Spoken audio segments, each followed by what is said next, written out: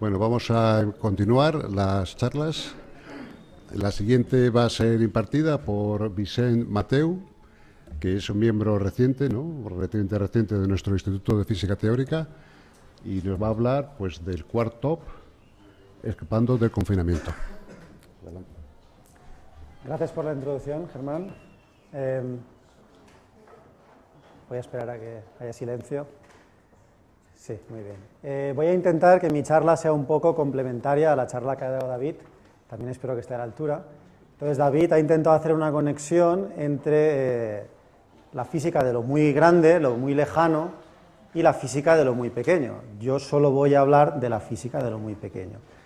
Y David, casi todo, ha estado hablando de partículas que no sabemos muy bien lo que son y que no sabemos, estamos intentando detectarlas. Yo, por otro lado, voy a hablar de partículas que sabemos muy bien lo que son y que además se producen de manera muy copiosa, en particular, en el gran colisionador de hadrones. De este modo espero que sea un poco complementaria. La charla de David también ha sido muy pegada al experimento. La mía va a tener una componente teórica importante, luego va a tener una componente un poco más experimental, y solamente se volverá un poquito esotérica al final, ¿de acuerdo? Entonces, ¿de qué vamos a hablar hoy? Vamos a empezar hablando del zoo de partículas. Para el que no sepa lo que es el zoo de partículas, pues durante los años, mediados de los años 30 hasta mediados de los años 60, hubo una gran confusión en la física de partículas. Había muchísimas partículas y no se sabía muy bien cómo poner orden a este mare magnum. Entonces vamos a explicar, voy a intentar explicar cómo, clasificando partículas, ordenándolas, según sus propiedades físicas, uno puede inferir la superestructura que subyace dentro de las partículas sin tener que escarbar dentro de ellas. Luego voy a explicar, porque esto va a ser, digamos, una especie de cruzada para ver lo más y más pequeño, lo más y más fundamental. Necesitamos microscopios muy buenos. Llega un momento que los microscopios tipo óptico ya no van a funcionar y vamos a tener que utilizar otro tipo de microscopios mucho más esotéricos que se llaman colisionadores. Vamos a ver cómo realmente tomar una foto con luz o tomarla con un colisionador no es tan diferente cuando uno sabe lo que está haciendo. Vistas las partículas que hay, vamos a describir someramente las interacciones fundamentales y a la parte final de la charla voy a hablar ya, pues, de lo que es el tema principal, que es el quark top. Entonces, David ha dicho que los quarks todos forman hadrones, entonces voy a tener que decir que lo que ha dicho no es exactamente correcto, espero que me sepas perdonar, porque hay un quark que no forma hadrones. Este quark es una especie de Houdini, que es un escapista y es capaz de escapar al confinamiento, y antes de que pueda formar gluones se ha desintegrado en otras cosas, ¿de acuerdo? Y aparte de estas características, es un quark muy, muy especial, ¿de acuerdo? Tiene una masa grandísima, esto tiene consecuencias muy profundas. Entonces, bueno, este ciclo de conferencias se llama el retos de la física fundamental. Entonces, para mí, el reto hoy, en mi campo de la ciencia, es pesar o medir la masa del quark top con muchísima precisión. Y esto no es fácil, eso vendrá al final, ¿de acuerdo? Entonces vamos a empezar con un poco de prehistoria de la física de partículas. Desde siempre, desde los griegos, hemos tenido siempre la idea de intentar encontrar lo más fundamental, ir siempre a las cosas más pequeñitas, ¿de acuerdo? Entonces, digamos, la manera más grosera, el primer paso, sería coger alguna sustancia de tipo mezcla, como por ejemplo la arena de la playa, o aceite, o una sal disuelta en agua, y separarlo en sustancias puras, sustancias que por métodos físicos no podemos separarlas más, ¿de acuerdo? Entonces, una vez llegamos al agua, esto sigue siendo un proceso macroscópico, y tenemos que hacer el siguiente paso, que sería ver de qué está hecha el agua. Entonces, si empezáramos a mirar por un microscopio, por supuesto, antes de llegar a las moléculas, veríamos que el agua tiene unos bichitos, ¿de acuerdo?, unos animalillos, que a mí personalmente pues no me interesan. Entonces seguimos bajando en la escala hasta llegar a darnos cuenta de que el agua está formada por moléculas. Y de hecho, se sabía o se creía que la sustancia estaba hecha por moléculas antes de poder verlas, ¿de acuerdo? Y pues todo esto es el mérito de los químicos, ¿de acuerdo? También los químicos, mirando las reacciones químicas, se dieron cuenta de que estas moléculas no podían ser fundamentales. Para explicar cómo se producían las reacciones químicas, uno tenía que hacer la hipótesis de que estas moléculas estaban formadas por átomos, ¿de acuerdo? Y el átomo durante un tiempo se pensó que era la parte más fundamental de la materia, pero como hoy sabemos no es así, hay que seguir mirando. Pero ya solamente haciendo experimentos de química y mirando los átomos ya se puede aprender un montón de cosas de la superestructura de los átomos sin tener que escarbar y mirar dentro de ellos. ¿Cómo? Pues ordenando las cosas, ¿de acuerdo? Entonces, en 1869, Mendeleev empezó una primera ordenación que luego pues, fue perfeccionándose, pero la idea subyacente ya estaba allí. Entonces fue ordenando por columnas y por peso, ¿de acuerdo?, los elementos químicos, y se dio cuenta que los que caían en la misma columna tenían propiedades químicas diferentes. Hoy en día sabemos que esto se debe a que los átomos sobre una misma columna, perdón, los elementos químicos sobre una misma columna tienen los mismos electrones de valencia. Es decir, estamos infiriendo que los átomos tienen una superestructura, que son los electrones, sin necesariamente ver que existe esta superestructura, ¿de acuerdo? Los electrones que estaban, en fin, se creía que estaban, se pudieron detectar también en el siglo XIX, a finales, por J.J. Thomson, fue capaz de encontrarlos verdaderamente, después de que se hubieran pensado que existían. Entonces, este tipo de experimento, donde se calentaba muchísimo un metal, este metal estaba emitiendo unos electrones, entonces, con un experimento que utiliza campos eléctricos y campos magnéticos, se pudo medir el cociente entre la carga del electrón y su masa. Un tiempo después, Millikan hizo un experimento muy interesante con gotas de aceite que conseguía ionizar y, en fin, consiguió medir la carga eléctrica de cada uno de estos electrones. Conocida la carga eléctrica y conocida el cociente entre la carga y la masa, uno puede obtener las dos individualmente. ¿De acuerdo? Luego veremos después cómo, en algunos casos, el experimento de Millikan se puede repetir para medir la masa de algunas partículas, pero en otros casos no se puede, ¿de acuerdo? Eso lo veremos después. Bueno, también se conocía que los átomos en general tienen carga eléctrica neutra, con lo cual, si los electrones tenían carga negativa, algo tenía que haber que compensara esta carga negativa para que en su conjunto hubiera una carga neutra. Y eso es lo que se conoce como el núcleo, pero no, digamos, no se acertó a la primera que la carga eléctrica positiva tuviera que estar concentrada en el núcleo. De hecho, inicialmente se creía que tenía que estar como una especie de gelatina englobando en su interior las cargas eléctricas de manera, porque no se conocía la interacción fuerte, ¿verdad?, de manera que se compensaran las fuerzas eléctricas y tuviéramos un átomo estable. Entonces, Rutherford, en el 1910, quiso verificar que esto fuera así. Entonces, lo que hizo fue hacer este tipo de experimento, donde aquí tenemos una fuente radiactiva que está emitiendo partículas de tipo alfa. Estas partículas de tipo alfa son muy pesadas, y como son muy pesadas van a ignorar los electrones. De física clásica uno sabe que si una partícula muy pesada choca con otra muy ligera, no se entera, ¿de acuerdo? No se entera. Entonces, en fin, hizo que estas emisiones fueran muy colimadas y cogió una capa muy fina de oro y vio y observó, ¿de acuerdo? Lo que él esperaba es que habrían deflexiones con ángulos muy pequeñitos si realmente la carga eléctrica estaba distribuida de esta manera. Pero esto no fue lo que encontró. Lo que encontró es que la gran mayoría pasaban sin enterarse, pero algunas pocas partículas se desviaban a ángulos muy grandes, incluso algunas rebotaban. Y esto fue lo que le llevó a pensar, y de hecho pudo calcular, que la mayor parte de la masa de un átomo está concentrada en el núcleo y no de manera homogénea, como se pensaba, alrededor de la carga negativa. ¿De acuerdo? Sigamos. No tenemos por qué parar aquí. ¿De acuerdo? Entonces, lo que se habían encontrado, se pensaba que tenía que haber alguna estructura dentro del núcleo. También uno podía observar, por ejemplo, un átomo de hidrógeno, ionizarlo, y lo que daba es un protón. Y también se podía saber la masa del protón. Lo que ocurre es que, entonces, sabiendo los electrones que tiene un átomo, uno puede saber también cuántos protones tiene que tener, y la masa total de los protones no era la suficiente como para describir la masa total del átomo. Entonces, por algún lado tenían que haber neutrones también, y se descubrieron también. Chadwick hizo un experimento de manera que bombardeó con partículas alfa una capa de berilio, donde solo se emiten neutrones. Podemos poner, por ejemplo, aquí campos eléctricos o magnéticos para si hay alguna partícula cargada que jamás llegue a la capa de parafina, ¿de acuerdo? O sea, y aquí seguro que las partículas que hay viajando son neutras, cuando golpean la capa de parafina emite protones que se pueden detectar, ¿de acuerdo? Esto fue la evidencia experimental de que hay neutrones. Neutrones que incidentalmente, si no están confinados dentro de un núcleo, se desintegran de esta manera produciendo electrones, neutrinos y protones, ¿de acuerdo? Y en principio uno podría parar aquí. Ya parece que tenemos todo lo que nos hace falta. Tenemos protones, tenemos neutrones, tenemos electrones, y con esto podemos describir toda la física, digamos, sencilla, a bajas energías, y también toda la química. Pero los físicos pues no nos contentamos con esto y seguimos mirando a ver si encontramos más. Entonces, en fin, ya veremos cómo, pero también se pudo indagar que había superestructura dentro de protones y neutrones. Esto es lo que se conocen como los quarks. Y para explicar los protones y neutrones solo hacen falta dos de estos quarks, el quark up y el quark down, ¿de acuerdo? Para que nos hagamos una idea de qué distancia nos estamos moviendo, vamos a coger un ente, digamos, pseudo fundamental, que es un átomo, ¿de acuerdo?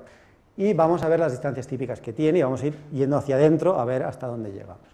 Entonces, un átomo tiene una distancia típica, ¿de acuerdo?, de 10 a la menos 8 centímetros. 10 a la menos 8 quiere decir 0,8 ceros y luego un 1 al final, ¿de acuerdo?, muy pequeñito. El núcleo es mucho, mucho más pequeño, es 10.000 veces más pequeño, ¿de acuerdo? Por eso está realmente la masa concentrada en un volumen muy, muy, muy pequeño. Para que nos hagamos una idea, sería como si estuviéramos buscando el núcleo dentro de un átomo y el átomo tuviera el tamaño de un campo de fútbol, el núcleo sería una cabeza de alfiler, ¿de acuerdo? 10 veces más pequeños son los protones y neutrones, y después tenemos partículas que a día de hoy creemos que son fundamentales y que hemos sondeado su superestructura hasta distancias de 10 a la menos 16. Hasta ahí estamos seguros de que no hay nada dentro, ¿de acuerdo? Tampoco queremos pararnos ahí. La pregunta es, ¿hay algo más, además de los quarks up y down? Parte de ese algo más lo ha explicado David, ¿de acuerdo? La materia oscura es parte de ese algo más. Yo voy a hablar de otra parte de ese algo más que no es la materia oscura, ¿de acuerdo? Entonces vamos a ver cómo podemos utilizar microscopios más sofisticados, en vez de microscopios ópticos, en los cuales uno lo que está haciendo es hacer incidir luz sobre la materia, esta luz queda difundida o queda absorbida y reemitida, y entonces uno puede hacer una fotografía, ¿de acuerdo? Llega un momento que la luz ya no nos sirve, tenemos que utilizar cosas más energéticas. Entonces, por ejemplo, para simplificar las cosas, vamos a utilizar un electrón, ¿de acuerdo? Y vamos a empezar lanzando un electrón a muy poca energía a un átomo. Como el átomo es neutro, el electrón tiene poca energía, no va a ser capaz de resolver la superestructura de este átomo, ¿de acuerdo? Va a verlo como una cosa neutra y apenas se va a desviar. Si empezamos a aumentar la energía del electrón, será capaz de penetrar y empezará a ver que, aunque el átomo sea neutro, la densidad de carga no es cero. Hay partes positivas y partes negativas que en su conjunto se compensan, pero cuando interaccione con la parte negativa o la positiva, pues se desviará, ¿de acuerdo? Entonces, si hacemos esto, empezaremos a ver tanto los electrones que tenemos en la corteza como un núcleo cargado positivo que solo veremos como un todo. Veremos un algo compacto, digamos, positivo, y el electrón solo verá esto como una esfera, digamos, ¿de acuerdo? ¿Por qué utilizar partículas alfa? ¿Para qué ignorar estos electrones? ¿De acuerdo? Por eso se utilizaron partículas alfa para descubrir el núcleo. Entonces seguimos aumentando la energía y nuestro electrón es capaz de resolver lo que hay dentro del núcleo. Va a empezar a ver solamente los protones. Los neutrones los va a ignorar de entrada porque son globalmente eléctricamente neutros, pero sí que interaccionará con los protones. Si aumentamos la energía todavía más, ya podemos también resolver la superestructura de tanto de protones como de neutrones, y veremos que nuestros electrones parecen interaccionar incluso con los neutrones, porque, entre comillas, dentro de estos neutrones hay partículas más fundamentales llamadas quarks que sí tienen carga eléctrica. Los quarks sí que todos tienen carga eléctrica. Lo que pasa es que para un neutrón los quarks se combinan de tal manera que la carga total es neutra, ¿de acuerdo? Y esta fue la primera evidencia experimental directa, ¿de acuerdo?, de los quarks. Los quarks se había hecho la hipótesis de que estaban ahí sin haberlos medido, y un tiempo después, en el 68, se pudieron encontrar experimentalmente. Inicialmente, un poco de confusión, la gente no se atrevían a llamarlos quarks, con lo cual empezaron a llamarlos partones. Y este nombre ha quedado para la posteridad. Hoy en día la gente utiliza la palabra partón para referirse globalmente tanto a quarks como a gluones, que son los mediadores de la interacción fuerte. ¿De acuerdo? Bueno, vamos a seguir un poco con el what else. ¿Qué más hay? Bueno, pues en el año 1912 Victor Hess quiso hacer un experimento para comprobar que la radiación disminuía conforme aumentaba la altura. Conforme nos íbamos alejando de la Tierra se pensaba que cada vez habría menos radiación, porque se pensaba que la fuente de radiación ambiental venía del planeta, ¿de acuerdo? Y efectivamente, conforme se fue alejando con el globo, fue disminuyendo la intensidad de la radiación, pero llegó un momento que empezó a aumentar de nuevo. Entonces, la conclusión lógica era que había alguna radiación que venía del espacio exterior, y esta radiación se le llama rayos cósmicos. Y de hecho, los rayos cósmicos son de alguna manera nuestro primer acelerador, ¿de acuerdo? Vienen partículas muy, muy, muy energéticas del universo que interaccionan con partículas primarias en las capas más altas de la atmósfera, típicamente con interacción fuerte, y produce una cascada de partículas, ¿de acuerdo? Entonces, analizando, poniendo en estos globos detectores, se pudieron encontrar partículas tales como, por ejemplo, el muón, como el kaon o como el pión.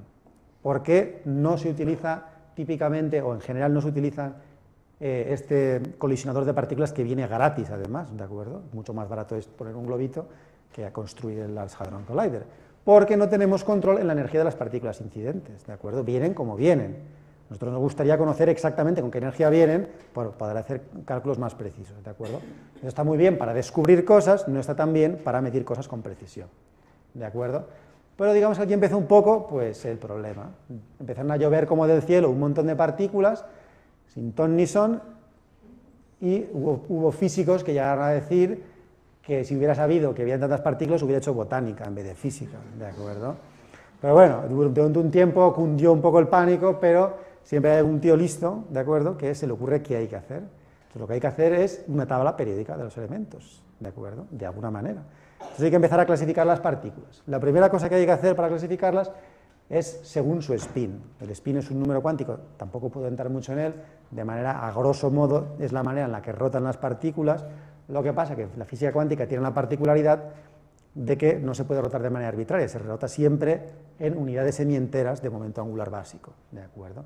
Entonces uno puede clasificarlas y pone juntitas las partículas de spin 0,1, que se llaman mesones, partículas con interacción fuerte, spin 0,1 se llaman mesones, y las que tienen spin semientero, bien un medio, bien 3 medios, se les llama bariones, ¿de acuerdo? Aquí estoy en particular enseñando la clasificación de bariones de spin 3 medios, ¿de acuerdo? Entonces lo que estamos haciendo ahora es ponerlas en este eje de aquí, las clasificamos según su carga eléctrica, y en el eje vertical se clasificaron según una cosa que se llamó extrañeza.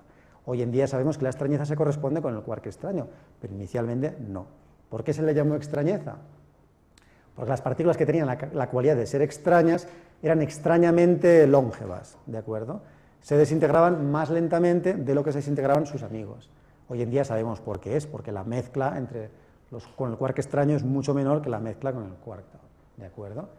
Pero, en fin, utilizando argumentos tan sencillos como estos y utilizando una teoría matemática que se llama teoría de grupos, Gell-Mann y Zweig dijeron que los hadrones parecían estar hechos de constituyentes más fundamentales llamados quark, que, como he dicho después, se encontraron. Y esto es, una vez más, el éxito de ser ordenados. Uno es ordenado y, sin poder mirar dentro de las partículas, sabe o infiere que tienen superestructura, ¿de acuerdo? Todos estos argumentos de simetría son muy exitosos y se pueden seguir utilizando para predecir la existencia de nuevas partículas, y esto es un poco lo que vamos a hacer a continuación, ¿de acuerdo? Entonces, estas partículas están como unidas tienen una superestructura de quarks que están unidos por estos muelles que técnicamente se llaman gluones. Si son bariones hay 3 de ellos y 2 muelles, bueno, esto es un poco así, hablando de prisa y mal. Si son mesones hay solamente un quark antiquark que también están unidos por esta fuerza fuerte, ¿de acuerdo? Entonces, para explicar esto, y también, en fin, estudiando un poco las partículas de spin 3 medios, se dieron cuenta de que hacía falta un grado de libertad adicional. Y ese grado de libertad se llama el color, ¿de acuerdo? Si no hubiera color, se violaría un teorema de spin estadística, no puedo entrar en detalles, el caso es que tiene que haber color. Tanto los quarks como los gluones son portadores de color. Pero el color es un número cuántico que no se puede observar. Todas las partículas que vemos, digamos, o que se producen y se desintegran muy rápidamente, no tienen color, son blancas o incoloras, ¿de acuerdo? También es cierto que aunque los quarks tienen carga fraccionaria, hay una especie de regla empírica que nos dice que no podemos observar carga fraccionaria fuera de partículas, ¿de acuerdo? Veremos que esto tiene ciertas consecuencias a la hora de medir la masa del cuarto. De momento quedamos en la cabeza que, debido a que tienen color, estas partículas tienen que estar confinadas debido a la prohibición de tener color explícito, ¿de acuerdo? ¿Cuáles son las fuerzas de la naturaleza? Bueno, pues tenemos la fuerza electromagnética, la fuerza débil, que aquí se pone como un símbolo de fuerza nuclear, la fuerza fuerte y la gravitatoria. Entonces, si uno no le preocupan cosas de escalas muy grandes de las que ha hablado David, la fuerza gravitatoria se puede de alguna manera ignorar. Las partículas pesan tan poco que esencialmente es como si no hubiera interacción gravitatoria para ellas, ¿de acuerdo? Y veremos también que cada una de estas fuerzas, electromagnética, la débil, por ejemplo, es la responsable de la desintegración de las partículas inestables, la electromagnética creo que todos la conocemos muy bien, y la fuerte es la responsable de tanto de que los quarks estén encerrados dentro de los protones, por ejemplo, como que el núcleo esté cohesionado, ¿de acuerdo? Entonces vamos a ver ahora cómo van apareciendo por distintos argumentos todas las partículas que hacen nuestra segunda tabla periódica de los elementos, la tercera de hecho, la primera ha sido la Mendeleev, la segunda ha sido estos diagramas de pesos de Gell-Mann, la tercera va a ser las partículas constituyentes del modelo estándar. Entonces empezamos solamente con la necesidad de quarks up y down, que forman protones, neutrones, también otras partículas llamadas piones, ¿de acuerdo? Luego hablaré de ellas.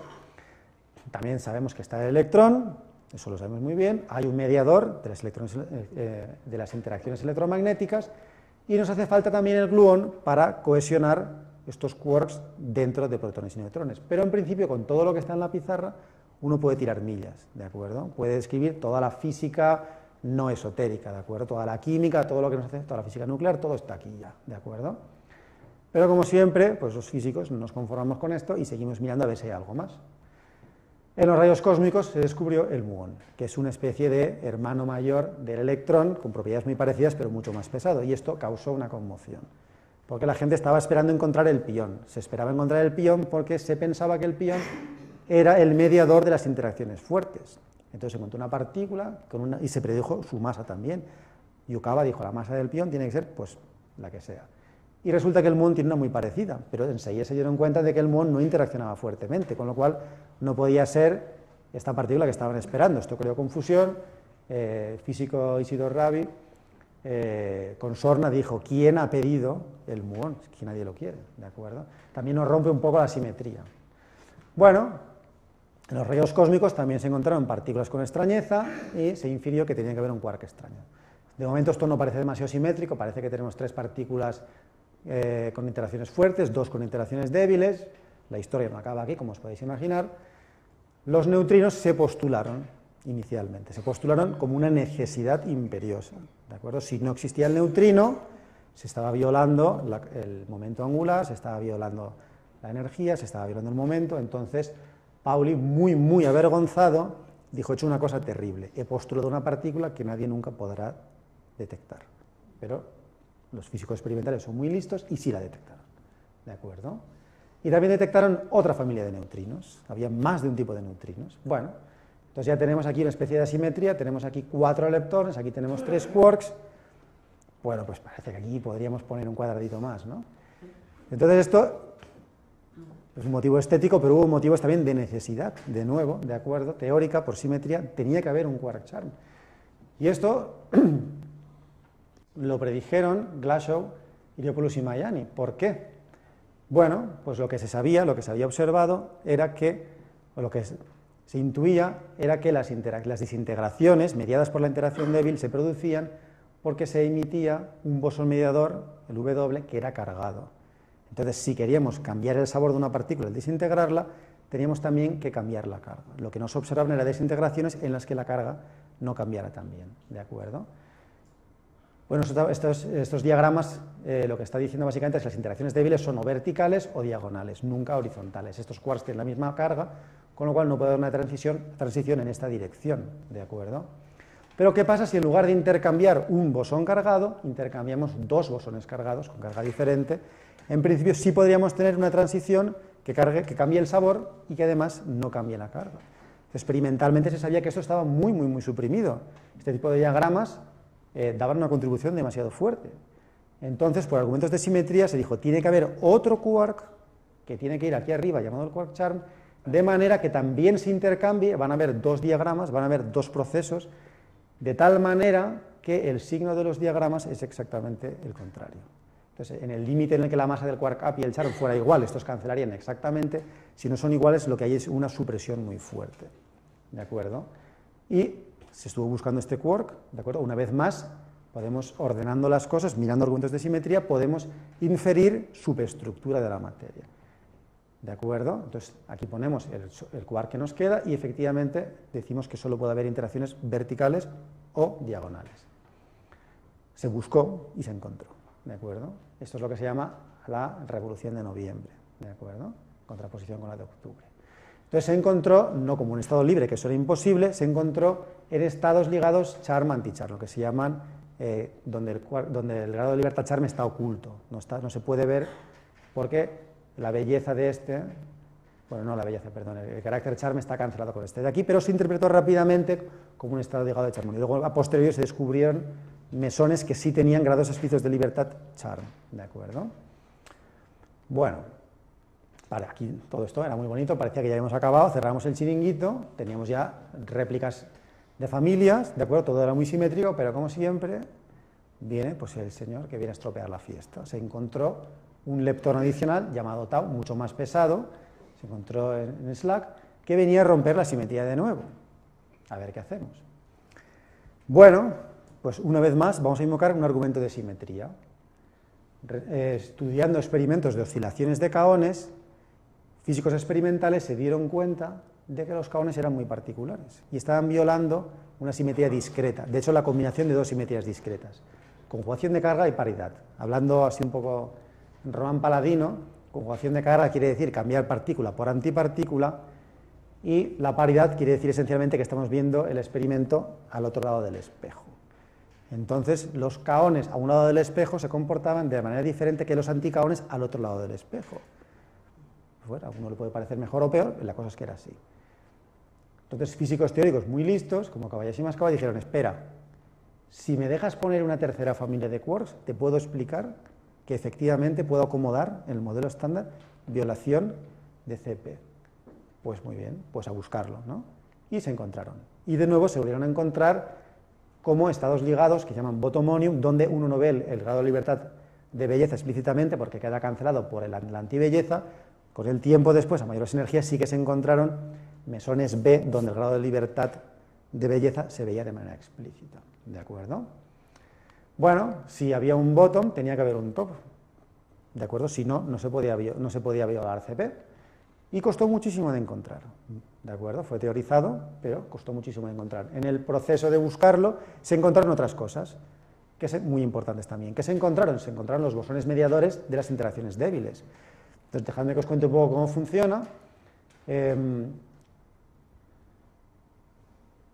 La física, la electrodinámica cuántica, que es la teoría que describe la interacción de la luz y la materia, como diría Feynman, fue extraordinariamente exitosa. ¿De acuerdo? Que hoy fue una revolución, también le dieron un premio Nobel a Feynman y a uno de los más, no recuerdo ahora. Entonces, lo que se intentó fue copiar la idea. Pues si las interacciones electromagnéticas se describen de manera tan exitosa con una teoría que se llama Gauge, un principio de simetría, vamos a hacer lo mismo con las interacciones fuertes. Funciona, perfecto. Vamos a hacer lo mismo con las interacciones débiles. Funciona, más o menos, veremos por qué. ¿De acuerdo? Porque en principio de estas partículas no debían tener masa, pero se sabía que si no tenían masa, las interacciones débiles no eran tan débiles. Bueno, eso lo arreglaremos después. Entonces en el CERN se encontraron las partículas mediadoras con la masa que más o menos esperaba para que la interacción débil fuera de la debilidad que se había medido. Y se siguió buscando y finalmente en Tevatron, ¿de acuerdo?, en Fermilab, haciendo colisiones de protones antiprotones a muy alta energía, se consiguió encontrar el quark top, ¿de acuerdo? Y de hecho, por la característica, porque este quark es un poco como Houdini y puede escapar al confinamiento, su masa se puede medir con mucha precisión. Es el quark con el que mejor conocemos su masa de manera relativa, ¿de acuerdo? Bueno, seguro que alguien se ha dado cuenta que aquí me falta algo, ¿de acuerdo? Falta el compañero, el neutrino, acompañando al quark tau. Y creedlo o no, la gente no estaba nada preocupada. Todo el mundo sabía que estaba ahí, ya se encontrará. Y se encontró.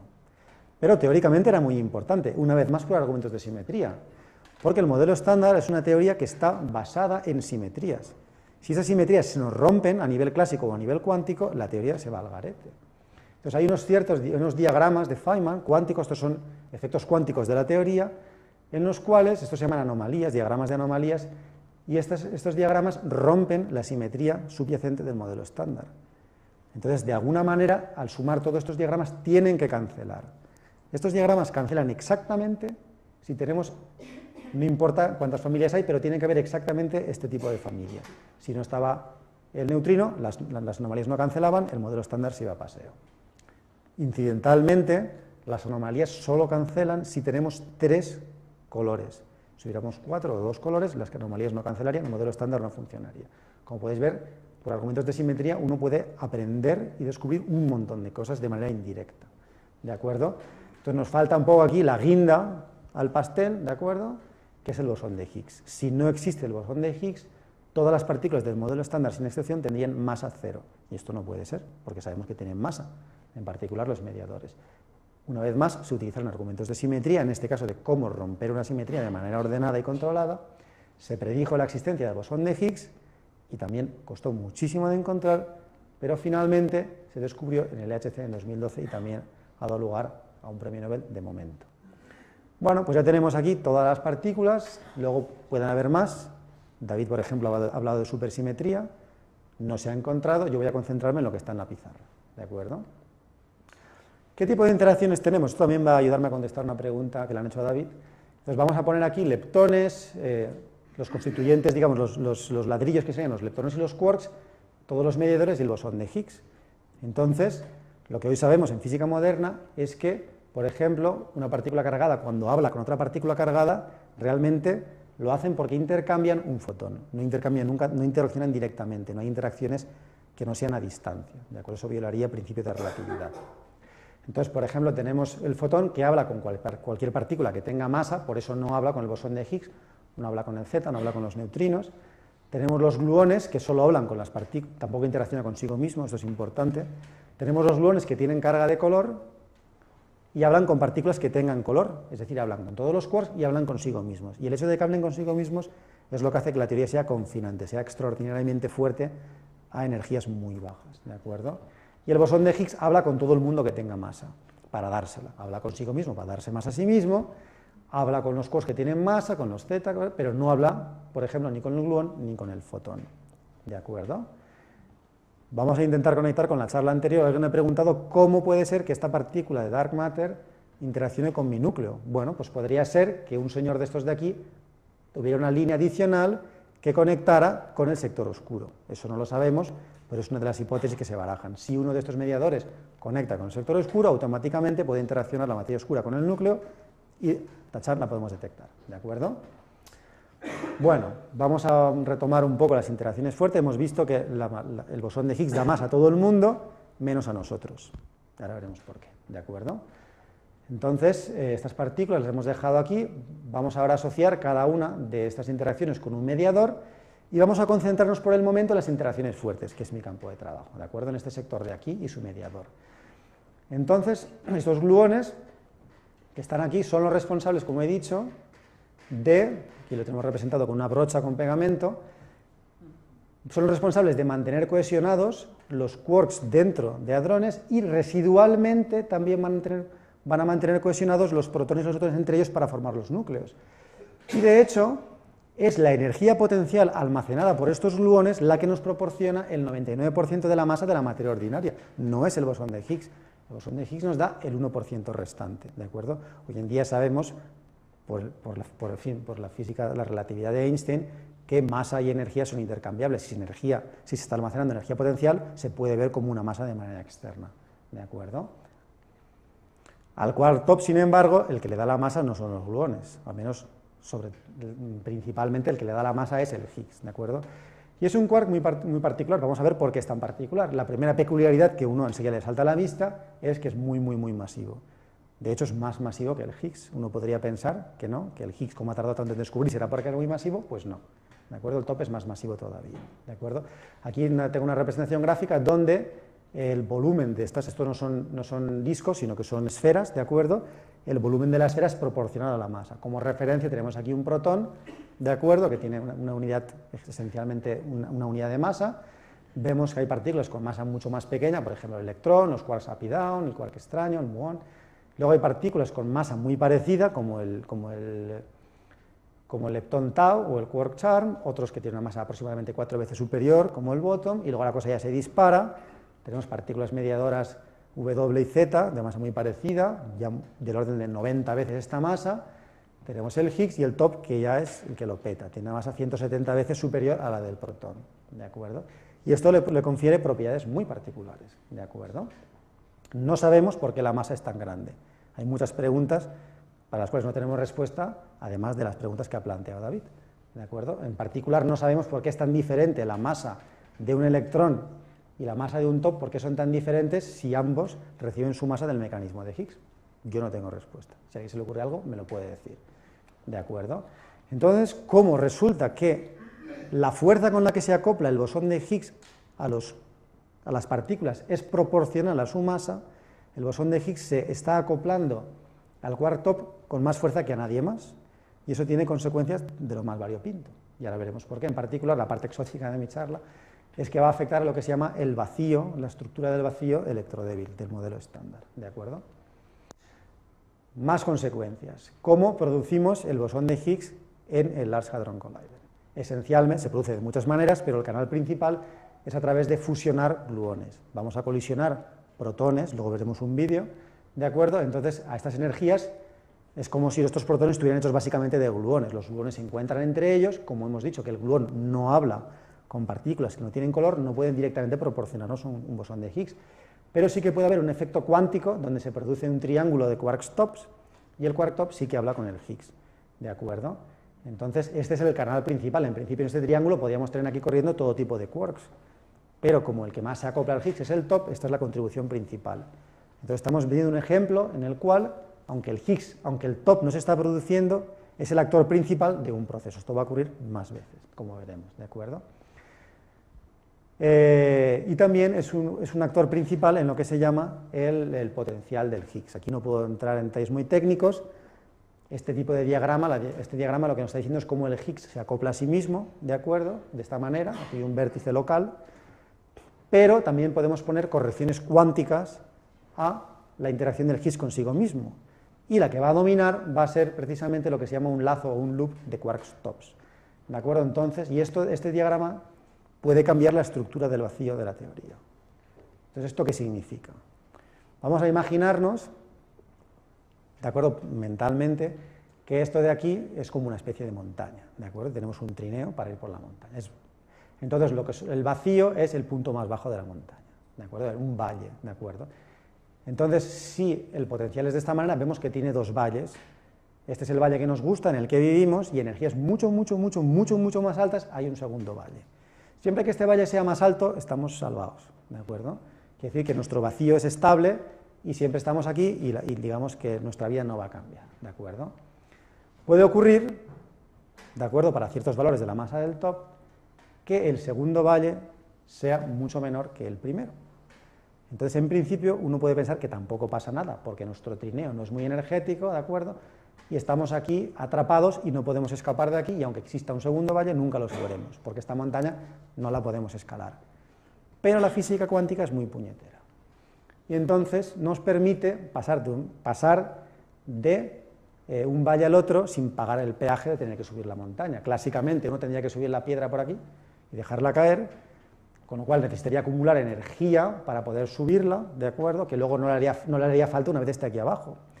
Sin embargo, la física cuántica nos permite hacer una especie de túnel de Guadarrama en el cual vamos, sin tener que perforar, de hecho, ¿de acuerdo?, donde podemos transicionar de un punto al otro sin tener que subir por la montaña. ¿Cómo funciona esto? Pues porque, bueno, aquí tengo un pequeño cartoon, una pequeña caricatura donde el diablo, el día de la creación, le pide a Dios que le deje crear, por favor, solo una cosa, solo una. Entonces Dios dice, venga, va, déjame en paz, una y ya está. Y él dice, perfecto. Le dan el clavo. Como es muy puñetero, inventa la física cuántica, ¿no? Para aquellos de vosotros que sepáis física cuántica, sabréis que es intrínsecamente puñetera, ¿de acuerdo? Entonces, esto es el principio, esto es una manera de formular la física cuántica, el principio de incertidumbre de Heisenberg. Esta es una de las maneras en las que se puede reencarnar. Nos dice que se nos permite violar la conservación de energía siempre y cuando lo hagamos en un tiempo muy pequeñito. Si somos suficientemente rápidos para que nadie se dé cuenta, ¿de acuerdo?, podemos violar y pasar por aquí abajo. ¿De acuerdo? Entonces, esto es lo que nos puede pasar. Puede pasar que se cree un túnel entre este punto y el universo se va al garete. ¿De acuerdo? Bueno, puede pasar una tercera cosa, que es la situación metaestable. Es decir, que tenemos un segundo valle que es más bajo que nuestro valle, ¿de acuerdo?, pero la escala de tiempo que necesitamos para que este efecto túnel ocurra, esto es como una especie de, es muy parecido a una desintegración de una partícula, desintegración alfa, de la radiación alfa.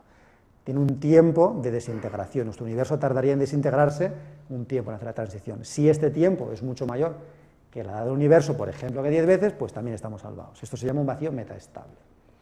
Vamos a ver bajo qué condiciones se da la estabilidad, la inestabilidad y el vacío metaestable. Y los actores principales son la masa del Higgs, obviamente, porque estamos mirando el vacío del Higgs, y la masa del quark top, que hemos visto que a través de estos loops es muy importante. Entonces vemos como siempre, la naturaleza es siempre en general muy puñetera, siempre está ahí fastidiando, pinchando, y estamos muy, muy, muy cerquita de la frontera. Esto es un poco parecido con lo que pasa con la curvatura del universo, ¿de acuerdo? Estamos ahí, que no se sabe si es plano, si no, estamos ahí siempre en el límite. Pues aquí pasa exactamente lo mismo. Entonces, dentro de las incertidumbres experimentales, estamos a caballo entre un universo metaestable y estable. Las buenas noticias es que estamos lejos del inestable, ¿de acuerdo? Pero está claro, es muy interesante conocer la masa del Higgs y en particular también del top con mucha precisión para estar bien, bien, bien seguros que no nos vamos a desintegrar, ¿de acuerdo? Por eso es tan importante conocer la masa muy bien. Bueno, otra característica es que se desintegra muy rápidamente. Se desintegra mucho más rápidamente de lo que le cuesta formar hadrones, por esto no hadroniza, por esto se escapa al confinamiento. Entonces vamos a ver un poco en detalle al quark top. Su nombre es elemental, no tiene composición, es fermión, ¿de acuerdo? Y es el único que puede escapar a los gluones, ¿de acuerdo? Aquí tenemos al gluón que quiere darle un brochazo de pegamento, pero este es muy listo y antes de que le dé el brochazo se ha desintegrado, ya no estoy, no he podido formar hadrones, ¿de acuerdo? Estas son las maneras en las que se produce el quark top en colisionadores, ¿de acuerdo? Bueno, más cosas que hacen al quark top especial. Hemos visto que había las interacciones débiles, que hemos dicho que podían ser horizontales y podían ser diagonales, y el top no es una excepción. En principio el top se puede desintegrar tanto en el bottom, como en el extraño, como en el down. Pero, por razones que no conocemos, la probabilidad de que se desintegre en el bottom es prácticamente del 100%. Esto lo hace muy especial. Por ejemplo, vamos a ver un ejemplo más de un experimento, una situación experimental en la que no se produce el top porque no hay energía para producirlo y sin embargo es el actor principal. Son las oscilaciones de mesones B. Los mesones B, del mismo modo que los kaones, los mesones B neutros pueden oscilar unos en los otros. Y estudiar las oscilaciones es muy relevante porque nos permite saber si el modelo estándar es unitario, si hay violación de CP y otras cosas, ¿de acuerdo? Los diagramas por los cuales puede oscilar un mesón B en un antimesón B son de intercambio de dos mediadores cargados. Si se intercambiara solo uno, cambiaría la carga y no habría una oscilación, ¿de acuerdo? Entonces, cuando se intercambian dos bosones W en esta dirección o en la otra, o en esta de aquí, en la otra dirección se intercambian quarks. En principio cualquier quark, pero ¿cuál es el que va a dominar completamente? El quark top, porque es el que básicamente, al único al que se acopla el quark bottom, ¿de acuerdo? Entonces, sin estar presente, es el más importante, ¿de acuerdo? Vamos a ver cómo se produce el top. Entonces, bueno, hemos visto que se descubrió en Fermilab, vamos a ver ahora, Fermilab ya ha echado el cierre, vamos a ver ahora cómo se produce en el LHC. El LHC es esencialmente una factoría de tops, se producen muchísimos tops, ¿de acuerdo? Entonces nos ponemos en este buscador Google, ¿de acuerdo?, de gluon, y escribimos el mayor experimento jamás creado, y le damos a nos sentimos afortunados. Tachán, aparece el Large Hadron Collider, ¿de acuerdo? ¿Qué vamos a hacer? Vamos a meter acelerar a energías muy, muy, muy cercanas a la luz, a protones en las direcciones opuestas y eventualmente los haremos que colisionen, ¿de acuerdo? Una vez se colisionan, a muchas energías se forman un montón de partículas, en particular estamos interesados en el top. Una vez se forme, se le estudia y se intenta medir su masa y sus propiedades, ¿de acuerdo? ¿Cómo se mide la masa de las partículas? Estamos interesados en el top, vamos a ver primero de manera un poco pedagógica cómo se hace para otro tipo de partículas, para ver las diferencias y las similitudes. Hemos visto cómo Thomson utilizó una estrategia de este estilo para medir el cociente entre la carga y la masa. Podemos repetirlo para partículas que o bien sean estables o bien vivan suficientemente tiempo como para que dejen una señal en nuestros detectores, ¿de acuerdo? Se cumple esto, podemos por un lado determinar su carga, porque la carga se conserva, entonces directamente sabemos su carga, calculamos con este método el cociente entre carga y masa y ya tenemos su masa. Bueno, la vida no siempre es tan fácil, ¿de acuerdo? ¿Qué ocurre si la partícula no existe como un quark, está confinada? Obviamente, como no existe, no la podemos medir, esto hace la vida mucho más difícil. Tenemos que obtener métodos indirectos, ¿de acuerdo? Métodos indirectos quiere decir que vamos a medir un observable, es decir, la masa del quark, lo que se dice técnicamente es que no es observable, por el hecho de estar confinado el quark.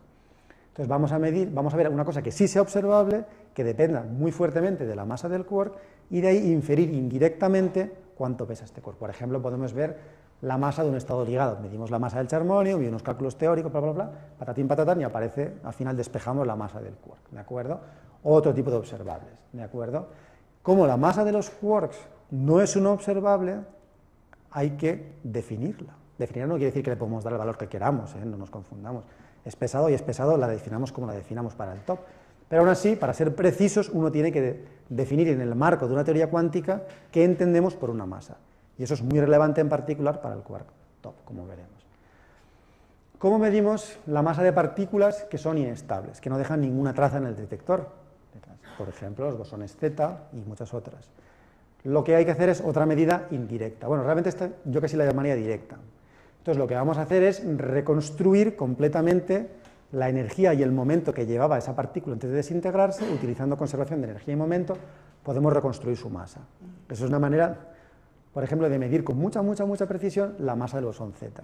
Incidentalmente, medidas de este estilo nos dicen que solo tenemos 3 familias, ¿de acuerdo? Si hubieran más familias, esta curva teórica no se ajustaría a los datos experimentales. Es una manera indirecta, bueno, en este caso bastante directa, de limitar el número de familias, el número de réplicas. No sabemos cuántas hay, teóricamente, pero experimentalmente vemos que parece ser que solo van a haber 3, ¿de acuerdo? Con algunos peros. Y ahora vamos al top, que está un poco a caballo entre los dos, ¿no? Hemos dicho que es una partícula que existe pero que no existe, ¿no? No hadroniza, con lo cual parece que sí que existe, también pero se desintegra muy rápidamente. Entonces, en principio tenemos a nuestra disposición 2 métodos para medir su masa. Un método directo, que va a ser reconstruir la energía y el momento del quark top, mirando todos los momentos y energías de las partículas en las cuales ha ido desintegrándose. Sería una medida directa que nos va a dar una masa muy precisa, pero tiene la puñeta de que no sabemos qué masa en particular estamos midiendo, ¿de acuerdo? Esto no permite especificar el esquema, lo que técnicamente se llama el esquema.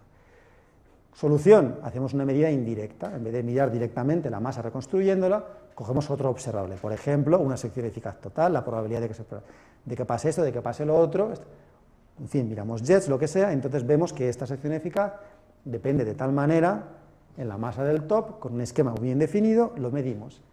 Pero tenemos el problema contrario, que esto no es tan preciso. Entonces tenemos una masa que sabemos cuál es, pero no tenemos un error muy competitivo. Mi trabajo como físico, y es lo único que voy a decir de mi trabajo, es intentar mejorar una medida directa. Es intentar encontrar métodos teóricos para lo que nosotros llamamos calibrar la masa de una medida directa. Los experimentales de una medida directa me pasan a mí el resultado, yo lo meto en mi código y les calibro la masa, les digo, mira, para esta masa que habéis medido, esta es la masa de verdad, ¿de acuerdo? Y ya no voy a hacer más propaganda de mi trabajo, ¿de acuerdo? Entonces vamos a ver ahora un par de películas de ver cómo se produce el top y cómo se hace esta reconstrucción. Entonces, como he dicho, a energías muy altas, los protones están esencialmente formados de gluones. Es como si no hubiera quarks, ¿de acuerdo? Entonces, cuando están muy cerca, unos gluones se encuentran, colisionan y producen, en particular, pueden producir tops. Y estos tops empiezan a desintegrarse. Va a haber una cadena de desintegraciones, se van desintegrando y veremos que se producen un montón de partículas. Esto técnicamente se llama un jet. Y esto que estoy enseñando es una versión súper simplificada, después veremos una versión más realista. Entonces vemos que de un solo top se han producido un montón de partículas que tenemos que reconstruir. Por el otro lado también tenemos el antitop, que le pasa otro tanto, y la idea es ir recopilando todos estos señores de aquí. Al final, los que detectamos son los del final. De hecho, esto es incompleto porque estos de aquí todavía son quarks que tienen que hadronizar, porque quarks no se pueden detectar. Entonces, cuando han hadronizado, recogemos ahí, los ponemos todos juntos la información, sumamos y reconstruimos el momento de este top de aquí, ¿de acuerdo?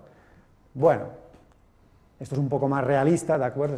Esto es el detector Atlas del LHC, y esto es lo que ocurre, tenemos los protones que se encuentran, hay unos remanentes y luego se producen un montón de partículas, y vaya usted a saber si aquí había un top o no. Esto es una labor muy difícil que hacen los físicos experimentales utilizando un montón de recursos informáticos para dilucidar si ha habido un top o no lo ha habido, ¿de acuerdo?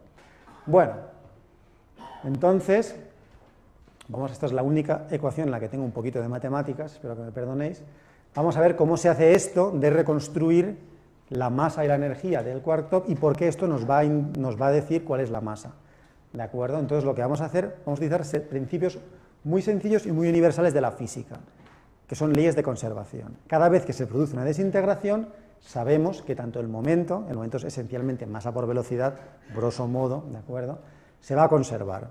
Y la energía también se va a conservar, de manera que si sumamos todos los momentos de todas las partículas finales, estamos reconstruyendo el momento que llevaba el top cuando se creó.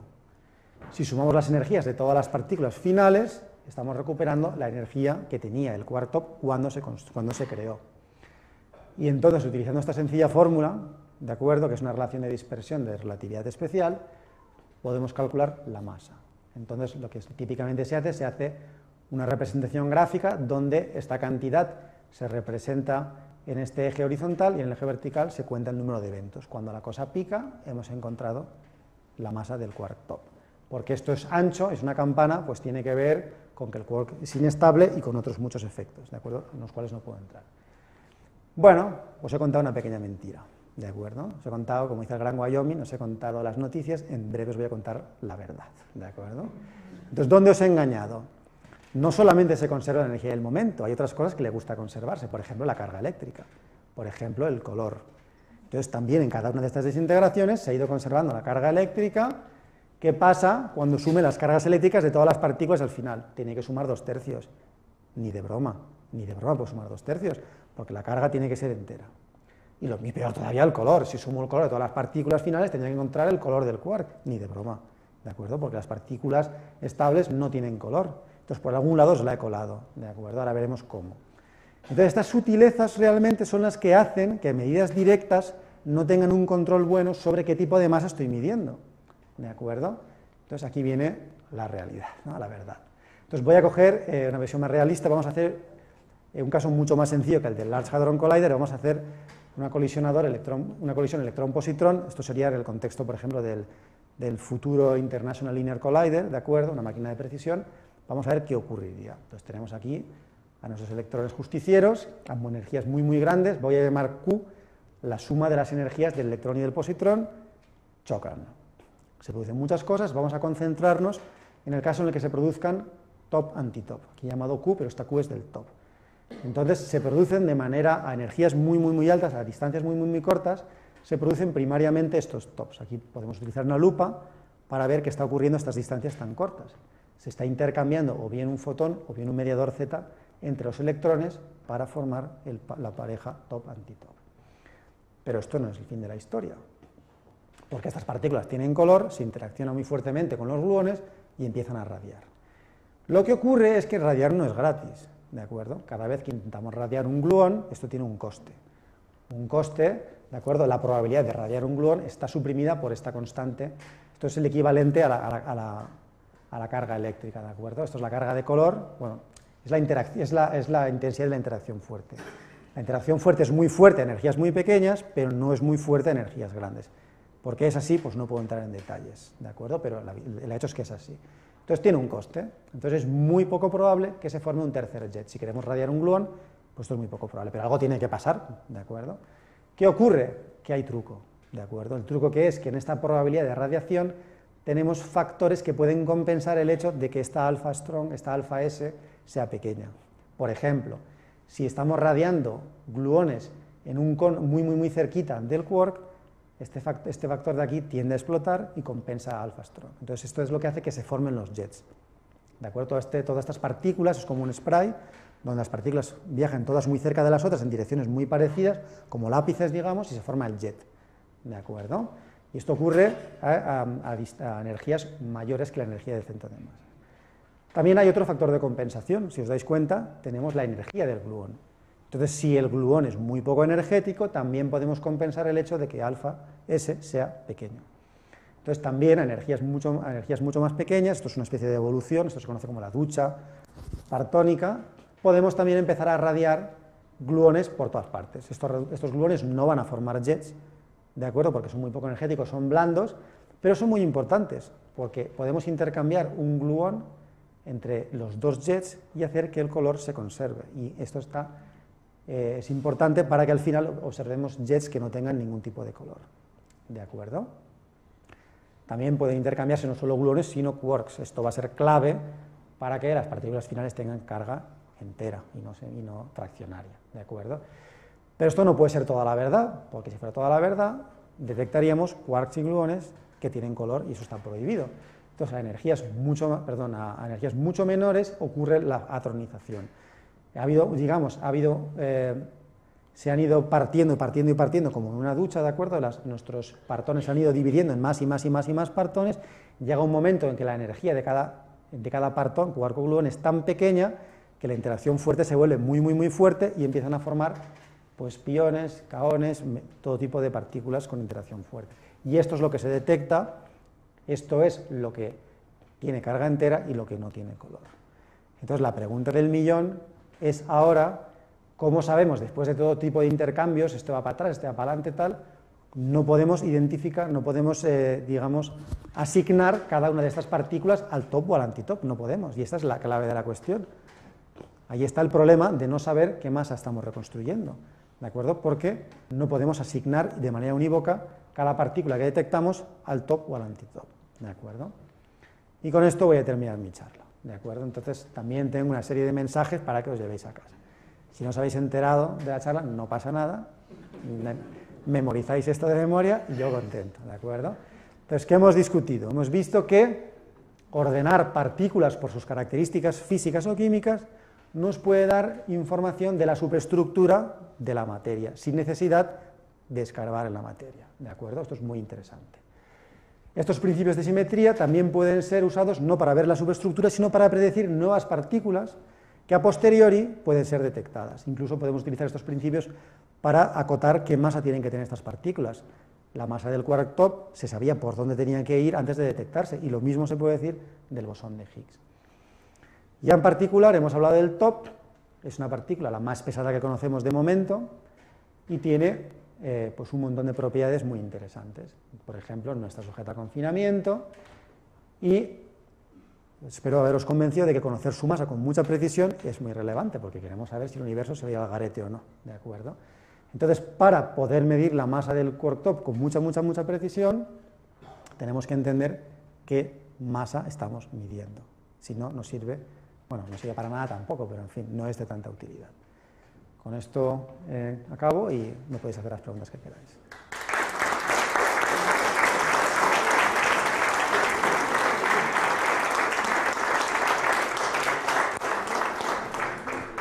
Bueno, abrimos el turno de preguntas.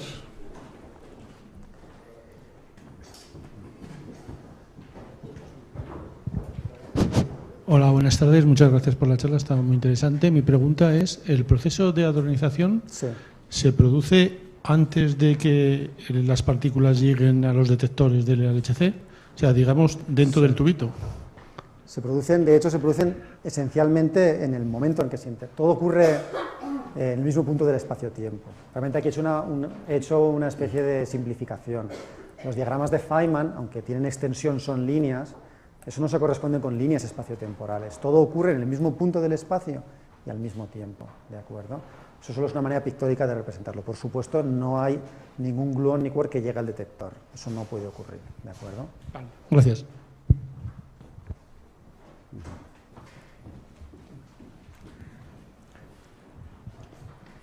Los bosones son los responsables de las interacciones elementales. Los bosones mediadores, sí. Entonces, por ejemplo, en la interacción electromagnética funciona porque se intercambian fotones. Sí. ¿Qué significa eso exactamente? ¿Qué significa que se intercambian? Sí, pero ¿qué tiene que ver eso con la interacción electromagnética? Por ejemplo, si una partícula tiene carga positiva y otra negativa, ¿cómo que intercambian fotones? Realmente, cuando digo que intercambian fotones, una vez más estoy haciendo un abuso del lenguaje, ¿de acuerdo? O sea, no es que este electrón por aquí emita un fotón de verdad, o sea, nadie podría medir ese fotón, ¿de acuerdo? Ese fotón que se intercambia es lo que se conoce como un fotón virtual, ¿de acuerdo? De hecho, ese fotón, si pudiéramos medirlo, veríamos que su masa no es cero, ¿de acuerdo? Una vez más, estamos haciendo uso de los diagramas de Feynman, que son extraordinariamente útiles para hacer cálculos, ¿de acuerdo? Pero que pueden llevar a confusión, ¿de acuerdo? Entonces, efectivamente, se tiene que intercambiar un fotón virtual que es el responsable de la interacción electromagnética. Entonces, a ver cómo te lo puedo explicar de una manera un poco más sencilla. Lo que es importante es que la interacción a nivel de diagramas de Feynman no sea directa, ¿de acuerdo? Tú no tienes un diagrama de Feynman donde los electrones o las partículas cargadas estén todas en el mismo punto, ¿de acuerdo? Tienen que tener un fotón en medio, pero eso no quiere decir que realmente se lo estén enviando, como tú envías una paloma mensajera. No es exactamente así como funciona, ¿de acuerdo? No sé si te he contestado a la pregunta. Sí, bueno. Es que, en fin, uno tiene que ponerse en plan técnico y tampoco es difícil de contestar. Bueno, quizá un electrón acelerado, por ejemplo, emite luz, ¿no? Emite radiación. Ahí está enviando fotones. Eso sí que son reales. Eso sí que son reales. Eso los mides. Estos otros no. Estos están ahí. Pero es el mismo mecanismo, físicamente, ese intercambio. Hay una pregunta por aquí. Hola, hablar. Hola, me gustaría saber cómo un gluón de los que se producen después de una colisión se hadroniza. O sea, los pasos. La manera exacta no se conoce, ¿de acuerdo? O sea, es uno de los ejemplos en los cuales física no perturbativa no se puede tratar ni de manera analítica ni de manera numérica. Sabemos que hadroniza, sabemos que la probabilidad es 1 de que hadronice, el mecanismo exacto no se conoce. Hay modelos, ¿de acuerdo? Modelos de la cuerda de color, modelo de Lund, etc., pero no dejan de ser modelos. Lo que sí que sabemos, lo que sí que sabemos en algunas ocasiones es factorizar esta hadronización, ¿de acuerdo? No sabemos lo que es, pero sabemos que factoriza en un elemento muy particular, ¿de acuerdo? Y ese elemento, aunque no sepamos calcularlo, sabemos medirlo. Y lo medimos aquí y lo utilizamos acullá. Eso sí lo sabemos, ¿de acuerdo? Porque en el diagrama que has dibujado... Hombre, este diagrama era una representación un poco... Es un esquema, sí, es muy esquemático. Es sí, decir, esto de aquí... Esto de aquí que es pones muy piones, simbólico, ¿no? Sí, pongo piones, pero esto es simbólico. O sea, en ese diagrama se concibe que los gluones se hadronizarían en piones, ¿no? Vamos a ver, llamar a este diagrama es un abuso de la palabra. Bueno, esto es un dibujito. Yo lo veo esto es un dibujito para que digamos, para que me podáis seguir. Esto no es un diagrama. En un diagrama, pues tendríamos, por ejemplo, que habría una cuerda de color entre los quarks y esa cuerda de color al final acabaría rompiéndose, patatín patatán, y acabaría dando lugar a los hadrones. Yo no pretendía explicar aquí el modelo de Lund y, por tanto, estoy haciendo las cosas lo más sencillas posibles para que me podáis seguir. Entonces, por favor, que nadie se piense que esto es un diagrama de Feynman. No lo es un dibujito, ¿vale? Los gluones no hadronizan en piones. Eso no puede ocurrir, ¿de acuerdo?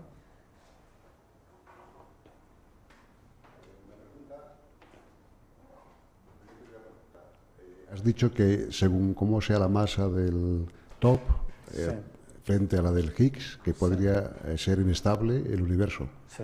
¿Y a dónde iríamos si ocurriera eso? Realmente iríamos al garete. ¿Se ha estudiado? Pues no lo sé muy bien, pero vamos, te puedo decir, o sea, lo que ocurriría sería que como este segundo vacío está realmente a energías muy altas. Entonces el valor de expectación del vacío, en ese vacío nuevo, sería gigantesco. Con lo cual la masa de todas las partículas, que es proporcional al valor de expectación del vacío, serían gigantescas. Las interacciones fuertes no serían fuertes porque energías muy grandes, en fin, tú y yo sabemos que las interacciones fuertes dejan de serlo, con lo cual no ligarían núcleos, no habría confinamiento, no se formarían átomos, y en fin, ya podemos imaginar las consecuencias, ¿no? Terrorífico, ¿no? Catastrófico. Y eso de ocurrir, esperemos que no, ocurriría en un punto del universo y se propagaría a la velocidad de la luz. Sí. Es lo que ocurriría. Bueno, de momento no hay ningún signo de eso, ¿verdad? Estamos aquí, ¿no? No lo ves venir. Llega por sorpresa, como las canas, ¿no? Sí. Muy bien. ¿Hay alguna pregunta más? No. Bueno, si no, lo vamos a agradecer otra vez al speaker.